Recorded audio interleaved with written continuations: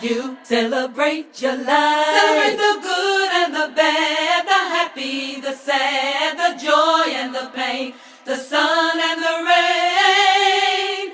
Celebrate life. Celebrate your life with love.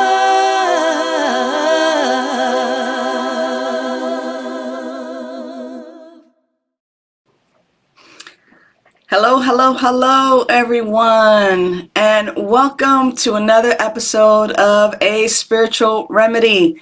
My name is Sunshine Daye, and I am overjoyed to hang out with you today on, December the 25th, 2023. Wow, what have you been up to, and how are you spending your day today? Please let me know in the comment section how you are spending your day today, what you get an opportunity to do today, how much you love your life today. I see a world where clean and sober people, where people who have laid down their weapons of mass distraction, people who have let go of the fear, the pain, the drugs, the alcohol, the booze, the gambling, all those things that got in the way of their living their best life. I see a world where all of us are thriving and living our best life, and that we learn how to live and live to learn, that we learn to live and we live to learn. That is why Vida Spiritual Learning Center is here, and we put on our weekly show. Hey, David. What's up, Dave? How are you? I'm so glad to have you with us here on this Monday morning. Thank you. What a better way to celebrate than receiving a Vida Spiritual Remedy. Absolutely. Thank you so very much for being here with us.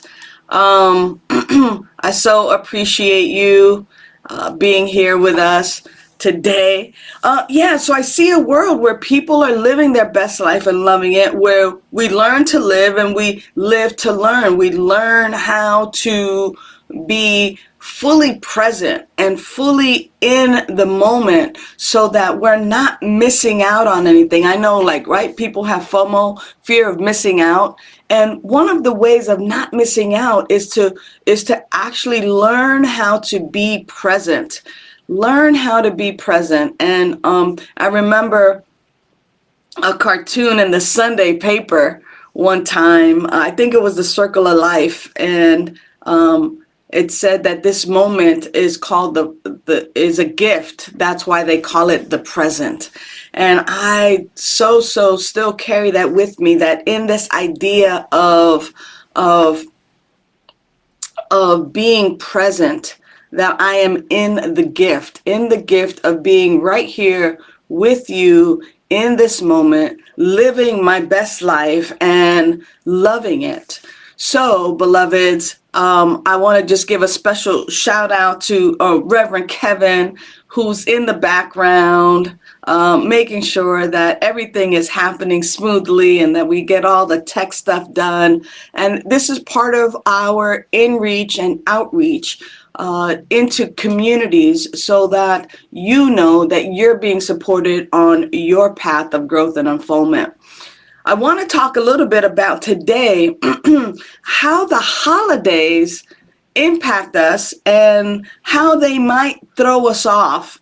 I mean, I know for me, when I am in a routine, my Monday through Sunday routine, or my Sunday through Saturday routine, whichever way you see your week, I know when I'm in my routine, there's things that I do on Mondays, like the show, or things that I do on Tuesdays or Wednesdays and Thursdays. And then when I go on vacation, because it's out of the ordinary, which I think it needs to be the other way around, but that's a whole nother talk show, right? What I think needs to happen, here's my thing. What I think needs to happen is that we need to be at ease more, and then that work is the out of the ordinary kind of thing. But anyway, I digress. when I go on vacation or when there's a holiday and we're off of work and we're out of our routine, sometimes being outside of our routine really throws us for a loop. And all of a sudden, other things and things that we're not necessarily used to doing can really give us that sense of there's something wrong here. There's something happening. Hey there, Chinsia.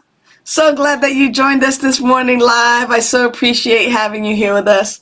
So here's the deal is that because today, like, I don't have my regular Monday things to do, these things can actually become a trigger. I wonder if for anyone, the holidays are a trigger, especially for those people who are also not eating sugar, not eating wheat, not eating grains, right? Who are gluten-free, people who don't drink. Hey Jason, are y'all finding that it's harder because it's a holiday that people are not as supportive of you during the holidays, when it's kind of nice to have the regular support that you usually have? I think that it gets to be a trigger for a lot of people. I'll share with you my story. In January, I'll be celebrating 37 years, one day at a time, of sobriety. And I remember trying to get sober, and I was sober just before the holidays. And of course, I wanted to just kind of have a quote unquote normal life, right? And my normal life is being with people, going to these holiday parties, being around for New Year's and doing things like that. And here's the opportunity for us. I'm texting somebody that I get to be on right now. When I was at these parties trying to be regular, trying to, like, be with people, people were putting drinks in my face, or, like, hey, how about this? Or how about that? And those, those opportunities were triggers. I don't know if they're triggers for you, whether you're abstaining from sugar or certain foods or, drugs or alcohol. What do you do? What do you do when you're triggered? What do you do when you are trying to live a particular life and life around you, the world of effects, is doing something different? I want to know, have you ever had that experience? Because I'll tell you something, for me, I ended up giving in to the temptation. And it wasn't until I had some foundational structure and that I was far enough away from the alcohol. And so now what happens is that what used to be a trigger then is no longer a trigger now. And why is that? What is it about the triggers of then and the triggers of now that are different? And is it even really a trigger? So I tend to think that, what are some of your triggers? Go ahead and type it into the chat right now, and let me know what some of your triggers are. Some of the things that may trigger you.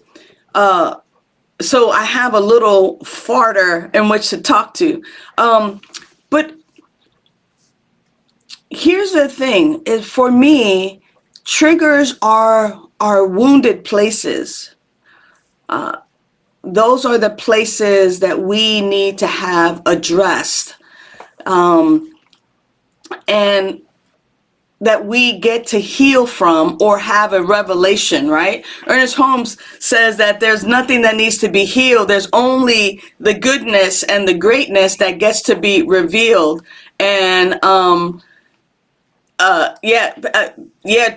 people trying to gaslight. That could be a trigger. Thank you, Chintzia. And then Jason says, family and friends and work can be a trigger. The things that people say can be a trigger. And I wonder what that message is for you. Like for me, seeing people with drinks and alcohol at a holiday party, for me, I was triggered. It was like, I want that. And the bottom line was, I didn't want that. I wanted to feel the joy that I saw, or the happiness, or the levity, or the lightness that people were experiencing. They were having fun. Now, nobody there was like super drunk or whatever. That's not who I am though, right? But what I wanted was, I wanted the opportunity to feel the joy, to feel like I was a part of, and that's what it appeared like to me. But for me, my method of feeling that joy is not through the alcohol. That was what I had to learn. And of course, my sobriety date now is January the 10th. And I get to celebrate my recovery, but those triggers, those things that are like in my face are signs. They're like, hello, you get to heal this. You get to reveal this. You get to really look into this, and you get to uncover all of those things that no longer serve you. And for me, the booze and hanging out like that no longer served me. And through my recovery, through the healing work, through uncovering and discovering and discarding some of the things that no longer serve me, I got an opportunity to I can be around booze, I can go to a club, I can do all that kind of stuff now, and it is no longer a trigger, because that part of me has been healed. It's been revealed that that is not my way to the joy, the peace, the happiness, the fun that I'd like to have. That my joy is actually an inside deal, right? That my truth, is from within, but we don't know that until we get on a spiritual path, right, Jason? So for sure. Good morning to you, Nan. Thank you for tuning in. And then also, who's this? Michelle, Merry Christmas. Yes. This is true. I had this hat on when Michelle and I met a handful of years ago. And I only get to wear this hat during this time of year. I'm going to go a few minutes over because we're off today, and because today's a holiday. But because I really want to drive home the point that we don't have to run from triggers, holiday triggers. What we get an opportunity to do is actually look at them, look at and ask questions. Ask, like, what is it about this that is upsetting me, that is annoying me? What is it? And that it has nothing to do with them as much as it has to do with that they are pointing, or that the environment is pointing to something within us that is calling forth to be healed and revealed. Chintzia says, sobriety helped me not over respond, to my triggers.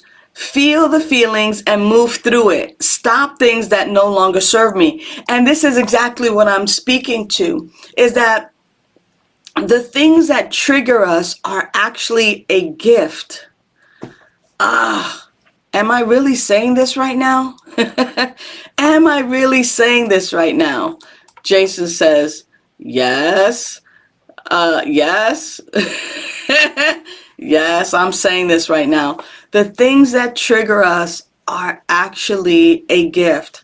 They give us an opportunity to wake up to something within us that is calling forth a revamp, that is calling forth to be revealed, to be healed, to be released because it no longer serves us.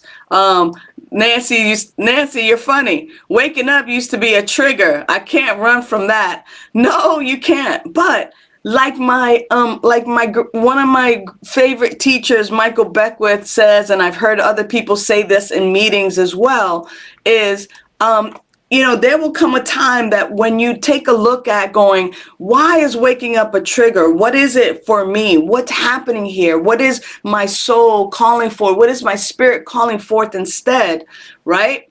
And what is it that needs to happen when my first thoughts when I wake up are doom and gloom, and like Michael says, good God, it's morning. That because of the work that we get to do, instead we say, good morning, God. Instead of good God, it's morning. Good God, it's morning. Oh, I don't even want to wake up. That we say, good morning, God. And that is actually a call for something to be cleared, for something to be looked at, to be released, to be addressed within you. And that you have this opportunity to just love life. All right, just a couple more comments and we're gonna go. By the way, today my name is Kevin.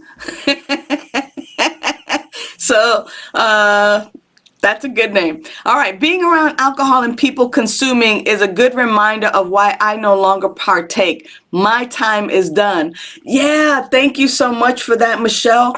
This is absolutely true. This is exactly it. What used to be a trigger for me is now a reminder, like, yo, I don't even, like, that's not even my jam anymore. That is not my jam. And how great it is for other people to do that. What happens is when and if you are ready to look at your triggers, I'm here for you. As your spiritual living coach, as your sober coach, I am here to help you with those triggers. We get an opportunity to really go deep and to really understand where they're coming from, what's happening, and we get an opportunity to clear those out so that we are indeed free from that. We remove that trigger. It is no longer a trigger, and we get an opportunity to see what else is hiding within you that is no longer serving you. Anyway, I wanted to talk about triggers today because, the holiday season can be a trigger, especially around family and friends and food and all of this. I'm so glad, Farrell, that you love this. Today, instead of it being, a 10 to 15 minute show, it's a 10 to 20 minute show. So I'm almost done here, but I absolutely love that each and every one of you are here today.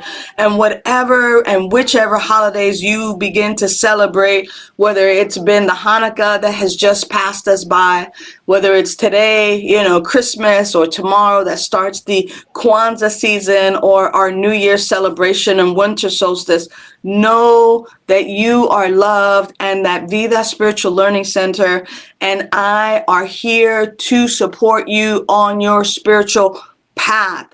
We are here to support you awakening to your spiritual magnificence, that you are reminded that you are the unique, unrepeatable, magnificent, powerful way that spirit, that life shows up, that you are worthy, that you are amazing, that you deserve all of it, that you deserve all of the riches and the golden life that you were born into, that it is your birthright by who you are, because I know who you are.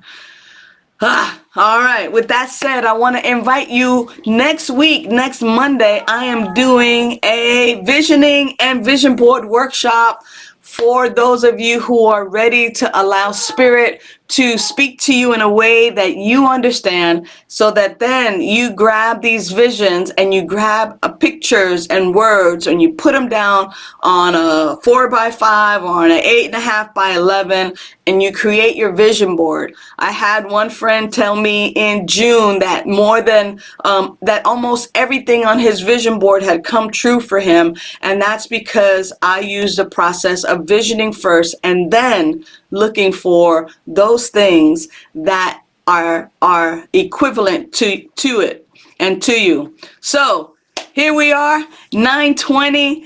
I absolutely love you and adore you. Thank you so much for tuning in today. I look forward to seeing you here next week on January 1st. And if you want more information on the Vision Board workshop, send us a gratitude and send us a text at 562-928-6460. Until next week, know that you are loved. All right, Kevin, I'm out here. I'm out for now. Thanks, everybody. Bye. Thanks for tuning in to A Spiritual Remedy. Use the links in the description for prayer requests, to donate to Be That Spiritual Learning Center, and to join our mailing list. Remember to like, share, and subscribe. And you can visit us at vidaslc.org for more information.